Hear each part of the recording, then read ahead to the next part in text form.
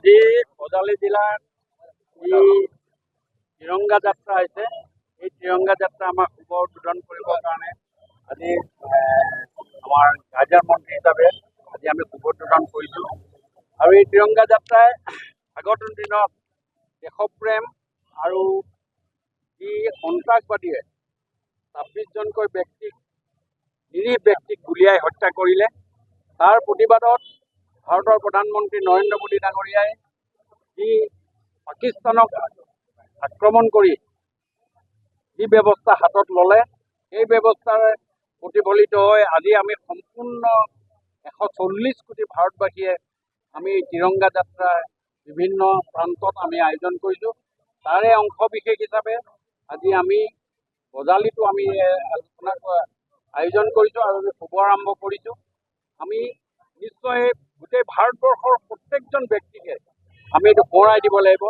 আমাৰ স্বাভিমান, আমাৰ মৰ্যাদা আমি বৰ্তাই ৰাখিব লাগিব, যাতে পাকিস্তানে কোনো কাৰণেই সন্ত্ৰাসবাদীক আশ্ৰয় দি তেওঁলোকে ভাৰতৰ অশান্তি কৰিব নোৱাৰে।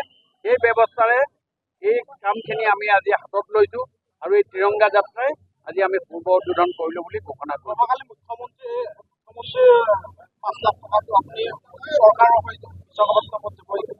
হয়, মই অহা কাইলৈ বিশাখাপট্টনমত যাম। এজন ব্যক্তিমানে আছে, তেখেতক আমি কাইলৈ গৈ 3টা বজাত মই নিজে ব্যক্তিগতভাৱে যি মুখ্যমন্ত্ৰী মহোদয়ৰ নিৰ্দেশমতে তেখেতক গৈ আমি 5 লাখ টকা এটা অনুদান তেখেতক দিছোঁ। আমি মানে তেখেতৰ প্ৰতি থকা শ্ৰদ্ধা আমি স্মৰণ কৰি পেলাই দিব খুজিছোঁ। মাননীয় মুখ্যমন্ত্ৰী মহোদয়ে পঠিয়াইছে আৰু মই ভাবোঁ যে এইটোৱে নিশ্চয় আগন্তুক দিনত আমাৰ যিটো ভাতৃত্ববোধ, সেই ভাতৃত্ববোধটো বজাই ৰাখিব। কালিৰ পৰা এটা আজি বাৰ্তা যাব, ইমান দীঘল এটা জাতীয় পতাকা লৈ এই বাৰ্তাত কি ক'ব? নিশ্চয় এইটো অত্যন্ত দৰকাৰ আছে।